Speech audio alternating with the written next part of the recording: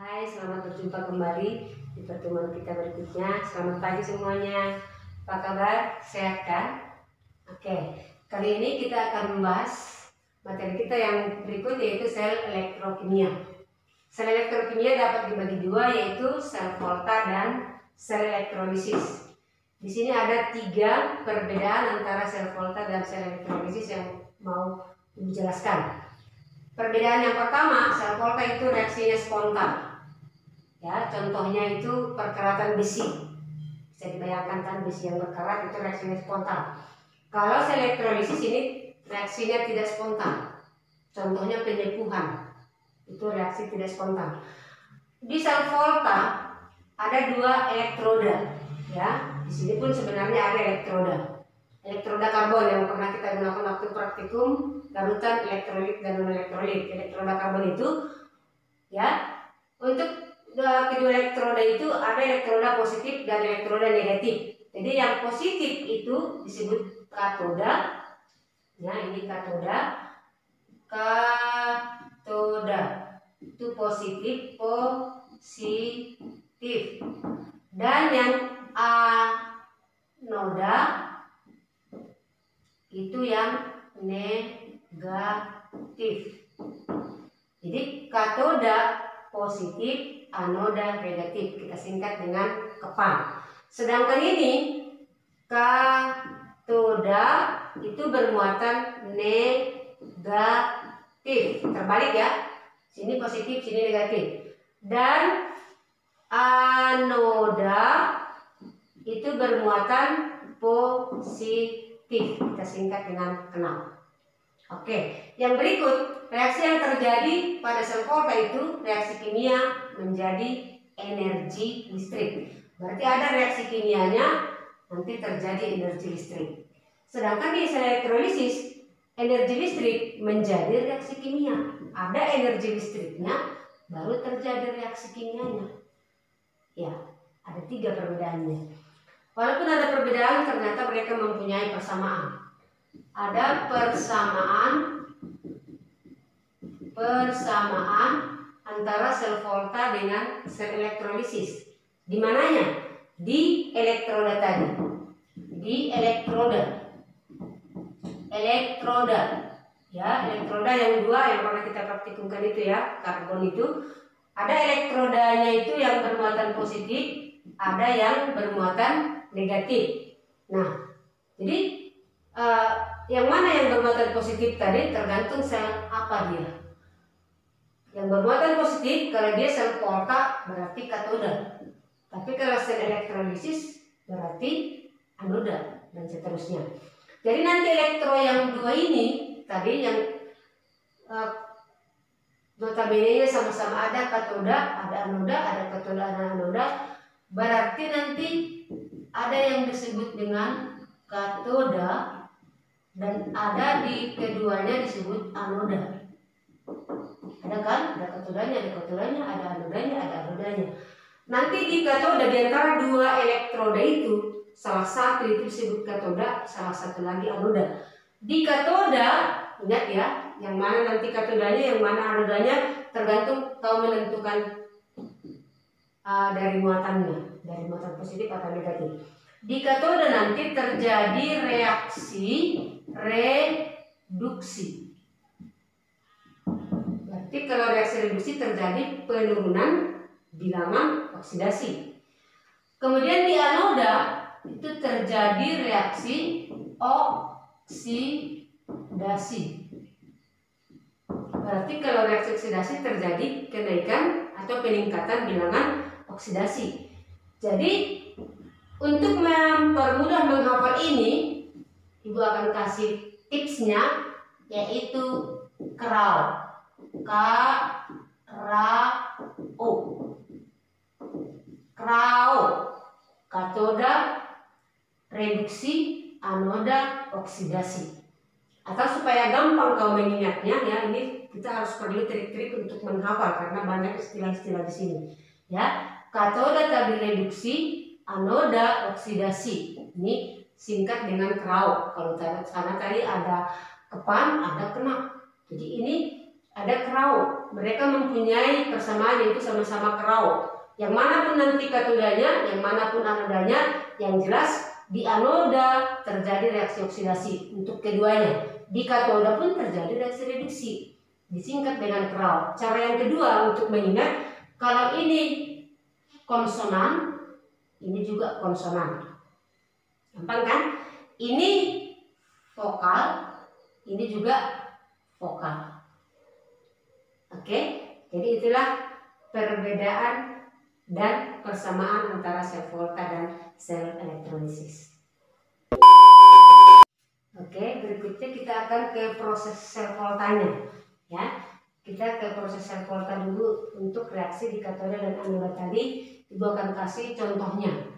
Misalnya apa dulu yang pertama kita tulis? Anoda ya. Anoda atau apa tadi reaksi anoda? Itu reaksi apa tadi anoda? Di kerau reaksi oksidasi ya. Reaksi oksidasi ini contohnya Zn solid menjadi Zn 2 positif tambah 2 elektron. Oksidasi berarti naik ya, biloxnya dari 0 karena dia unsur bebas menjadi positif 2, naik oksidasi. Itulah di anoda, di elektronnya tadi. Kalau praktikum ada di video praktikum itu berarti kedua elektronnya itu kalau sudah kau tentukan yang mana katoda, yang mana anodanya, inilah reaksinya. Di katoda buat reduksi, di anoda reaksi oksidasi.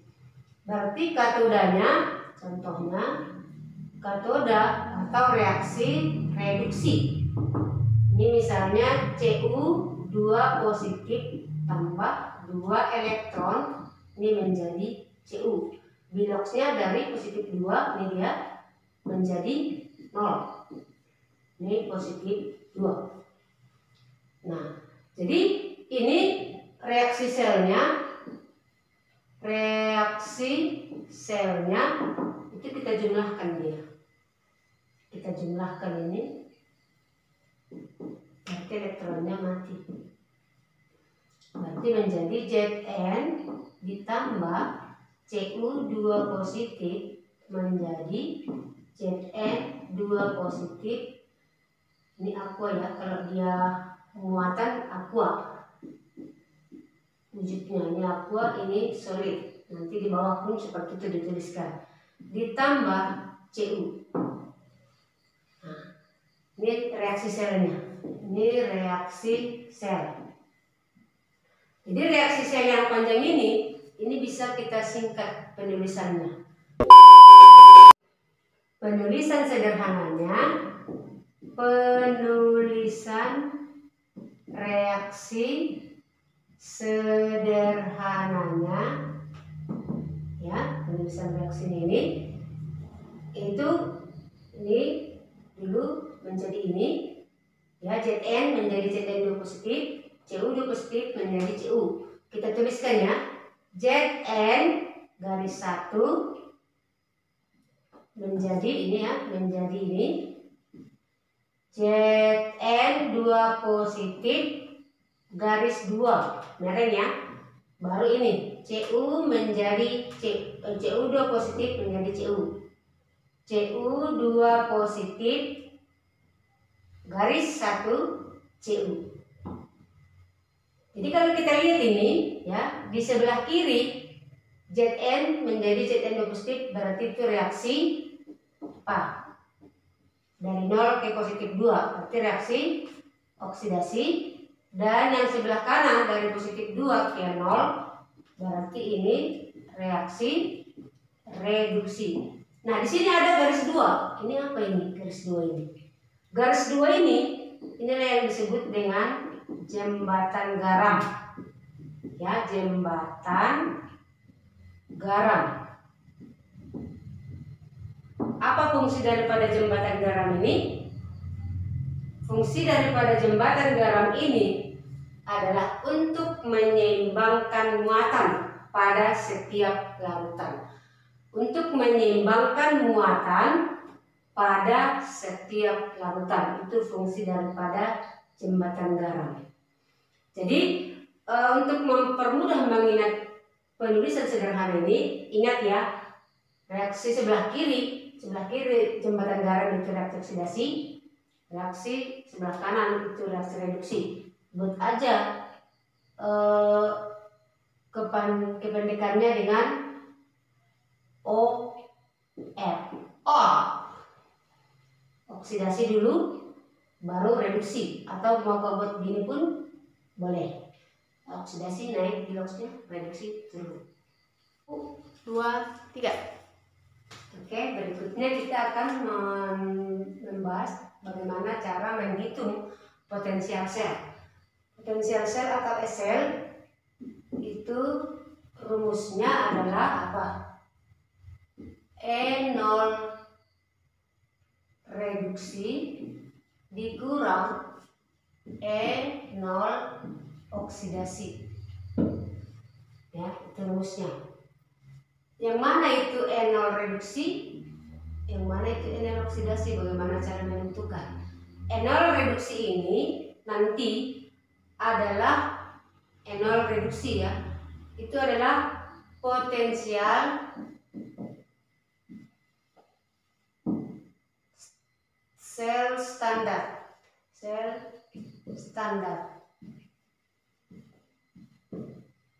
Potensial reduksi ya, reduksi aja kita sebut ya karena ini reduksi. Potensial reduksi standar, sedangkan E0 oksidasi itu ya potensial oksidasi standar. Itu dulu yang pertama. Atau ini bisa juga kita tuliskan ya sesuai dengan yang tadi, katoda reduksi, anoda oksidasi, itu kan? Katoda reduksi, anoda oksidasi, berarti reduksi tadi katoda ya, berarti E0 katoda dikurang E0 anoda. Sama kan? Katoda reduksi, anoda oksidasi. Kerau tadi kan? Atau boleh juga sel itu sama dengan E0 positif dikurang E0 negatif. Artinya E0 positif ini itu artinya yang lebih besar.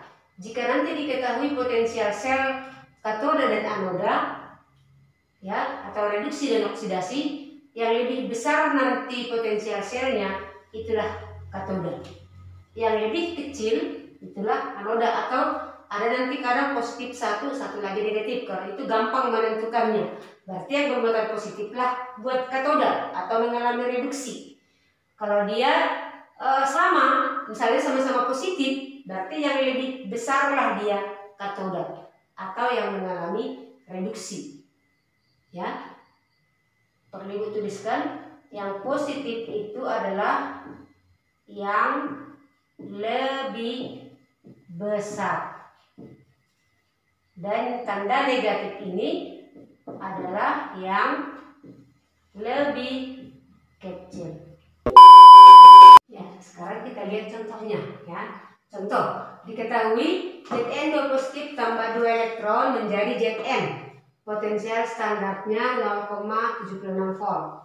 Ag menjadi Ag positif tambah elektron. Potensial standarnya positif 0,80 volt. Ditanya di sini hitung potensial selnya atau E-selnya yang ditanya ya. Berarti pertama di sini ya kita tuliskan rumusnya E-sel tadi sama dengan E0 apa? Reduksi dikurang E0 oksidasi ya, atau E0 positif dikurang E0 negatif ya, atau E0 katoda dikurang E0 anoda. Kita tentukan dulu yang mana ini reaksi katoda dan anodanya dari potensial standarnya, dari potensial reduksi standarnya.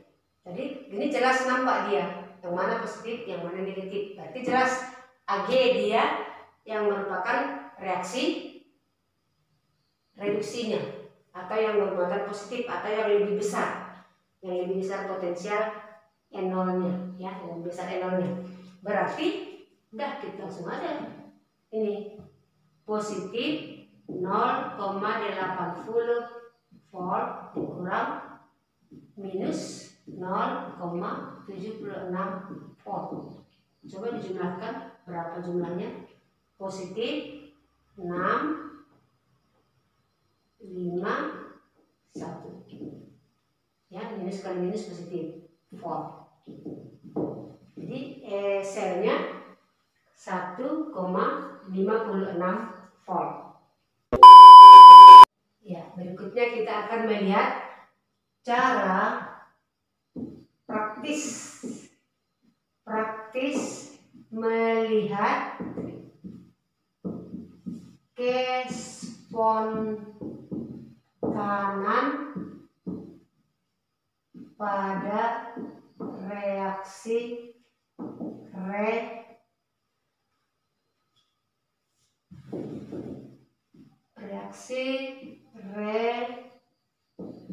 redox pada sel volta. Yang pertama dengan melihat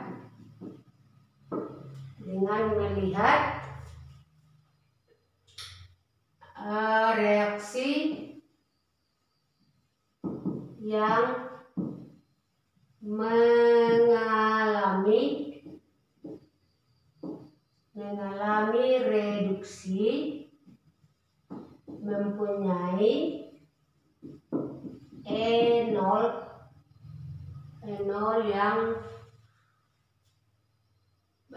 yang positif atau yang lebih besar. Itu tadi kan yang positif dia itu yang lebih besar. Berarti nanti kalau dia reaksi yang mengalami reduksi, ya reaksi yang mengalami reduksi mempunyai E0 yang positif atau yang lebih besar, berarti nanti itu reaksinya spontan. Itu reaksi spontan. Sedangkan jika reaksi yang mengalami reduksi itu mempunyai E0 yang negatif atau yang lebih kecil, itu berarti reaksinya tidak spontan. Ya. Yang mengalami, tapi jika reaksi yang mengalami reaksi reduksi mempunyai E0 yang negatif atau yang lebih kecil, itu reaksinya tidak spontan.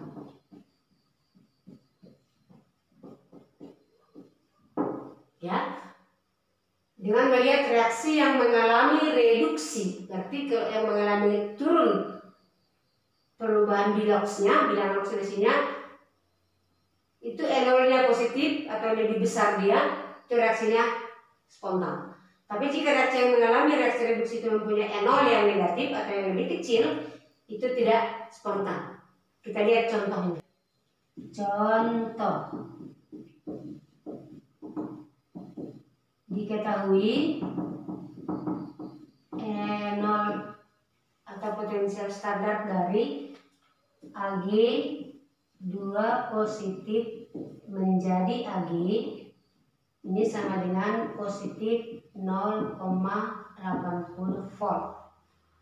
Kemudian E0 dari Cu 2 positif menjadi Cu ini positif 0,34 volt. Kemudian pertanyaannya, apakah reaksi Cu2 positif tambah Ag menjadi Cu tambah Ag 2 positif ini berlangsung spontan.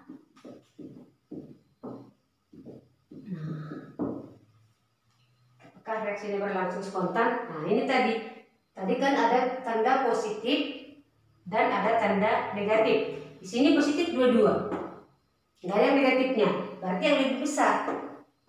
Yang positif itu yang lebih besar.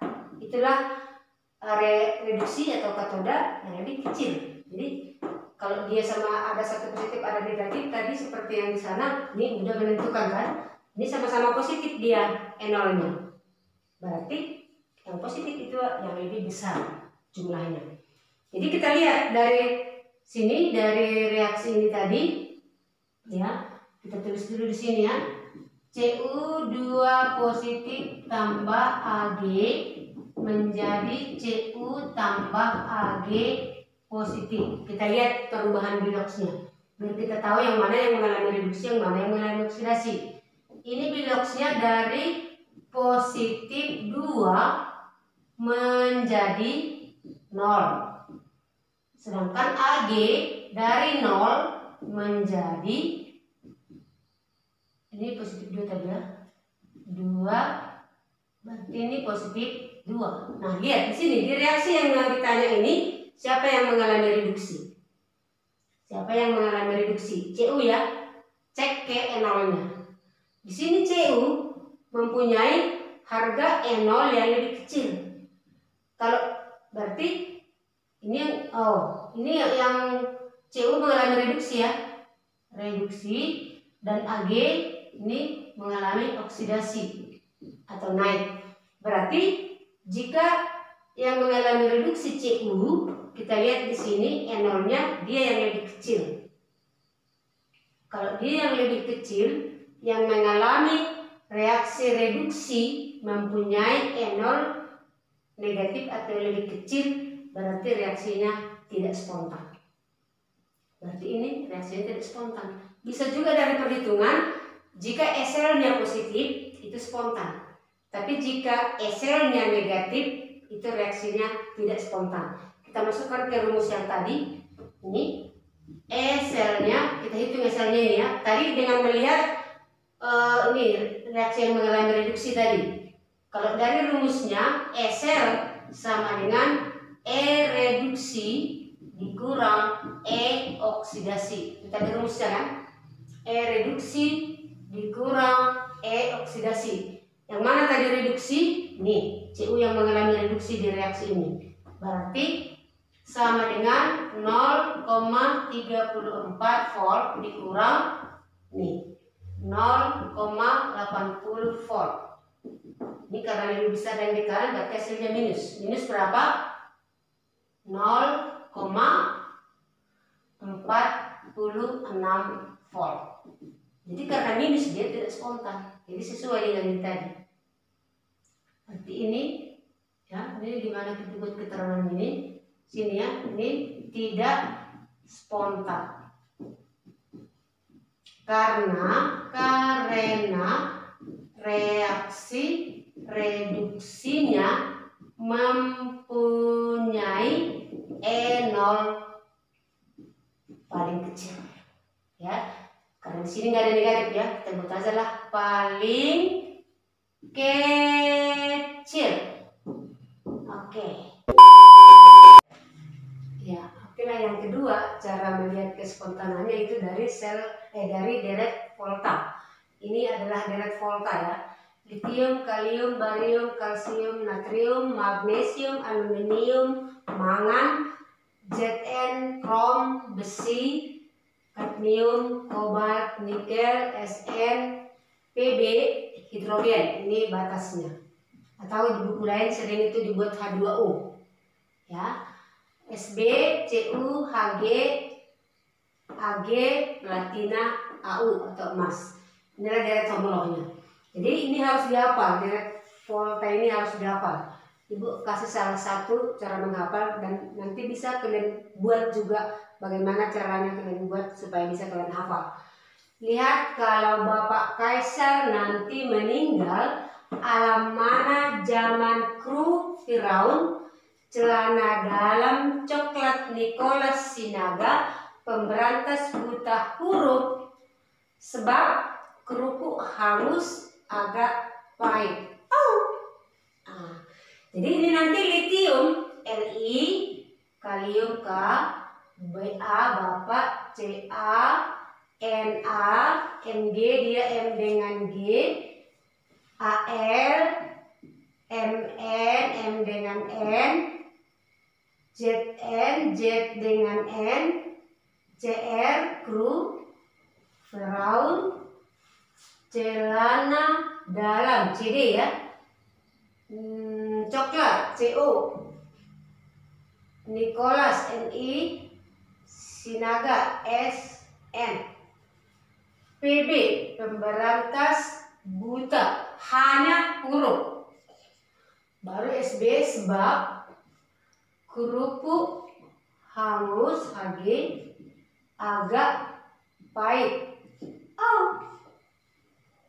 Oke, jadi ini deret volta ini yang logam kiri dapat mendesak logam yang di kanannya atau mereduksi logam yang di kanannya. Ya, logam yang di kiri dapat mereduksi logam yang di kanannya atau mendesak. Berarti natrium bisa mendesak K, bisa mendesak Ba, kalsium, semua yang di kanannya bisa didesak atau direduksi. Tapi dia tidak bisa mereduksi yang di kirinya. Ini misalnya Ca nggak bisa mereduksi yang barium. Ar tidak bisa mereduksi Li. Yang di kiri hanya bisa mereduksi atau mendesak yang di kanannya.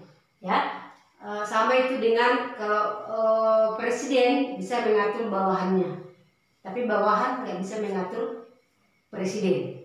Itu contohnya. Jadi di sini Li itu yang paling kiri itu Li ya, yang paling kiri itu bertindak sebagai reduktor terkuat. Berarti kalau dia reduktor terkuat berarti dia itu yang mengalami oksidasi. Ini di redoks sudah kita pelajari ya.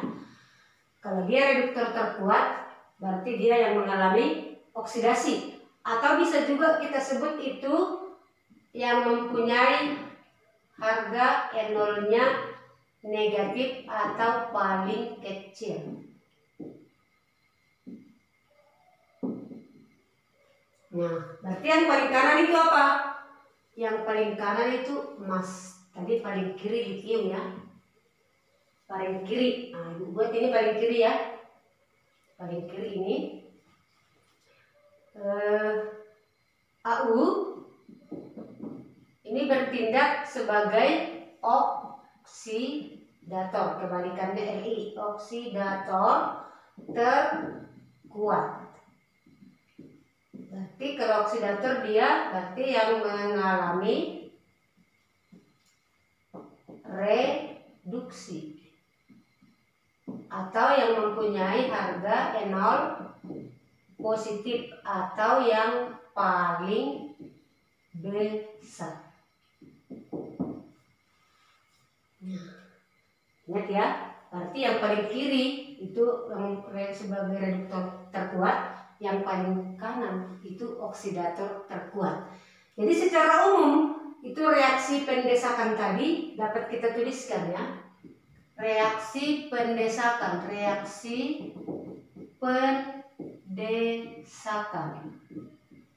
secara umum dapat kita tuliskan L itu berarti logam ya. Logam dalam bentuk solid ditambah dengan M dalam ion. Ini aqua menjadi L positif aqua tambah M solid. Artinya gini, kita ambil contohnya logamnya, misalnya kita ambil natrium. natrium. Ini ya R-nya, logamnya itu natrium solid, ditambah, coba lihat yang di kanannya, tapi dalam bentuk ion. Natrium ini, lihat yang di kanannya, Mg kita buat. Mg 2 positif, ini aqua, menjadi Na positif aqua tambah Mg solid. Nah, ini spontan dia, karena dia mendesak yang di kanannya. Mendesak yang di kanannya itu dalam bentuk ion. Jadi misalnya, contoh yang kedua kita ambil misalnya K solid ditambah Na positif aqua. Hasilnya K positif aqua tambah Na solid. Ini spontan dia. Tapi kalau kita buat Na di logam ya, solid tambah Ca 2 positif, ini aqua, menjadi Na positif aqua tambah Ca solid. Na-nya di sini, tapi M-nya dalam bentuk muatan dia ada yang di kirinya. Ya, jadi ini berlangsung tidak spontan. Jadi yang kiri, yang kanan, yang kiri itu tidak bisa mendesak yang di kanannya. Yang kiri tidak bisa mendesak yang di kanannya. Hanya yang di yang kanan tidak bisa mendesak yang di kirinya. Ya.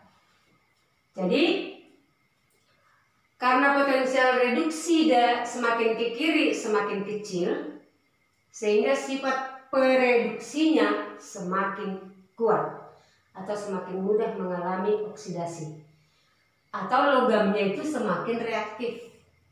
Sebaliknya, semakin ke kanan dia, sifat pereduksinya semakin besar, sehingga semakin mudah mengalami reduksi.